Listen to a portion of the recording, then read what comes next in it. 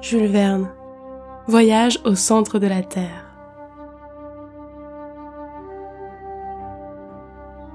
Chapitre 5. Je n'eus que le temps de replacer sur la table le malencontreux document. Le professeur Lidenbrock paraissait profondément absorbé. Sa pensée dominante ne lui laissait pas un instant de répit. Il avait évidemment scruté, analysé l'affaire, mis en œuvre toutes les ressources de son imagination pendant sa promenade, et il revenait appliquer quelques combinaisons nouvelles. En effet, il s'assit dans son fauteuil, et la plume à la main, il commença à établir des formules qui ressemblaient à un calcul algébrique. Je suivais du regard sa main frémissante. Je ne perdais pas un seul de ses mouvements. Quelque résultat inespéré allait-il donc inopinément se produire ? Je tremblais. Et sans raison, puisque la vraie combinaison, la seule étant déjà trouvée, toute autre recherche devenait forcément vaine. Pendant 3 longues heures, mon oncle travailla sans parler, sans lever la tête, effaçant, reprenant, raturant, recommençant 1000 fois.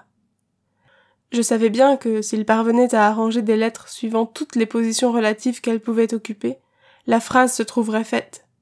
Mais je savais aussi que 20 lettres seulement peuvent former 2 quintillions, 432 quadrillions, 902 trillions, 8 milliards 176 millions 640 000 combinaisons. Or, il y avait 132 lettres dans la phrase. Et ces 132 lettres donnaient un nombre de phrases différentes composées de 133 chiffres au moins, nombre presque impossible à énumérer et qui échappe à toute appréciation. J'étais rassuré sur ce moyen héroïque de résoudre le problème. Cependant, le temps s'écoulait. La nuit se fit. Les bruits de la rue s'apaisèrent. Mon oncle, toujours courbé sur sa tâche, ne vit rien. Pas même la bonne Marthe qui entr'ouvrit la porte. Il n'entendit rien. Pas même la voix de cette digne servante disant « Monsieur soupera-t-il ce soir ?» Aussi Marthe dut-elle s'en aller sans réponse. Pour moi, après avoir résisté pendant quelque temps, je fus pris d'un invincible sommeil, et je m'endormis sur un bout du canapé, tandis que mon oncle Lidenbrock calculait et raturait toujours. Quand je me réveillai le lendemain, l'infatigable piocheur était encore au travail. Ses yeux rouges, son teint blafard, ses cheveux entremêlés sous sa main fiévreuse, ses pommettes empourprées, indiquaient assez sa lutte terrible avec l'impossible, et dans quelle fatigue de l'esprit, dans quelle contention du cerveau, les heures durent s'écouler pour lui. Vraiment, il me fit pitié. Malgré les reproches que je croyais être en droit de lui faire, une certaine émotion me gagnait. Le pauvre homme était tellement possédé de son idée qu'il oubliait de se mettre en colère. Toutes ses forces vives se concentraient sur un seul point. Et comme elles ne s'échappaient pas par leur exutoire ordinaire, on pouvait craindre que leur tension ne le fît éclater d'un instant à l'autre. Je pouvais, d'un geste, desserrer cet étau de fer qui lui serrait le crâne, d'un mot seulement. Et je n'en fis rien. Cependant j'avais bon cœur. Pourquoi restais-je muet en pareille circonstance ? Dans l'intérêt même de mon oncle. Non, non, répétai-je. Non, je ne parlerai pas. Il voudrait y aller, je le connais. Rien ne saurait l'arrêter. C'est une imagination volcanique, et pour faire ce que d'autres géologues n'ont point fait, il risquerait sa vie. Je me tairai. Je garderai ce secret dont le hasard m'a rendu maître. Le découvrir, ce serait tuer le professeur Lidenbrock. Qu'il le devine s'il le peut. Je ne veux pas me reprocher un jour de l'avoir conduit à sa perte. Ceci bien résolu, je me croisai les bras et j'attendis. Mais j'avais compté sans un incident qui se produisit à quelques heures de là. Lorsque la bonne Marthe voulut sortir de la maison pour se rendre au marché, elle trouva la porte close. La grosse clé manquait à la serrure. Qui l'avait ôtée ? Mon oncle, évidemment, quand il rentra la veille après son excursion précipitée. Était-ce à dessein ? Était-ce par mégarde ? Voulait-il nous soumettre aux rigueurs de la faim ? Cela m'eût paru un peu fort. Quoi ? Marthe et moi, nous serions victimes d'une situation qui ne nous regardait pas le moins du monde ? Sans doute, et je me souvins d'un précédent de nature à nous effrayer. En effet, il y a quelques années, à l'époque où mon oncle travaillait à sa grande classification minéralogique, il demeura 48 heures sans manger, et toute sa maison dut se conformer à cette diète scientifique.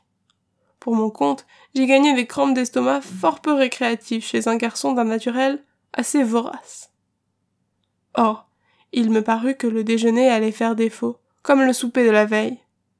Cependant, je résolus d'être héroïque et de ne pas céder devant les exigences de la faim. Marthe prenait cela très au sérieux et se désolait, la bonne femme. Quant à moi, l'impossibilité de quitter la maison me préoccupait davantage. Et pour cause. On me comprend bien. Mon oncle travaillait toujours. Son imagination se perdait dans le monde idéal des combinaisons. Il vivait loin de la terre, et véritablement en dehors des besoins terrestres. Vers midi, la faim m'aiguillonna sérieusement. Marthe, très innocemment, avait dévoré la veille les provisions du garde-manger. Il ne restait plus rien à la maison. Cependant, je tins bon. J'y mettais une sorte de point d'honneur. 2 heures sonnèrent. Cela devenait ridicule, intolérable même. J'ouvrais des yeux démesurés. Je commençais à me dire que j'exagérais l'importance du document, que mon oncle n'y ajouterait pas foi, qu'il verrait là une simple mystification, qu'au pis-aller on le retiendrait malgré lui s'il voulait tenter l'aventure, qu'enfin, il pouvait découvrir lui-même la clé du chiffre, et que j'en serais alors pour mes faits d'abstinence. Ces raisons, que j'eusse rejetées la veille avec indignation, me parurent excellentes. Je trouvais même parfaitement absurde d'avoir attendu si longtemps, et mon parti fut pris de tout dire. Je cherchais donc une entrée en matière, pas trop brusque, quand le professeur se leva, mit son chapeau et se prépara à sortir. Quoi ? Quitter la maison ? Et nous enfermer encore ? Jamais. Mon oncle, dis-je. Il ne parut pas m'entendre. Mon oncle Lidenbrock, répétai-je en élevant la voix. Hein ? Fit-il, comme un homme subitement réveillé. Eh bien, cette clé ? Quelle clé ? La clé de la porte ? Mais non, m'écriai-je, la clé du document. Le professeur me regarda par-dessus ses lunettes. Il remarqua sans doute quelque chose d'insolite dans ma physionomie, car il me saisit vivement le bras, et sans pouvoir parler, il m'interrogea du regard. Cependant, jamais demande ne fut formulée d'une façon plus nette. Je remuai la tête de haut en bas. Secoua la tête avec une sorte de pitié, comme s'il avait affaire à un fou. Je fis un geste plus affirmatif. Ses yeux brillèrent d'un vif éclat. Sa main devint menaçante. Cette conversation muette dans ces circonstances eût intéressé le spectateur le plus indifférent. Et vraiment, j'en arrivai à ne plus oser parler, tant je craignais que mon oncle ne m'étouffât dans les premiers embrassements de sa joie. Mais il devint si pressant qu'il fallut répondre. Oui, cette clé... Le hasard... Que dis-tu ? S'écria-t-il avec une indescriptible émotion.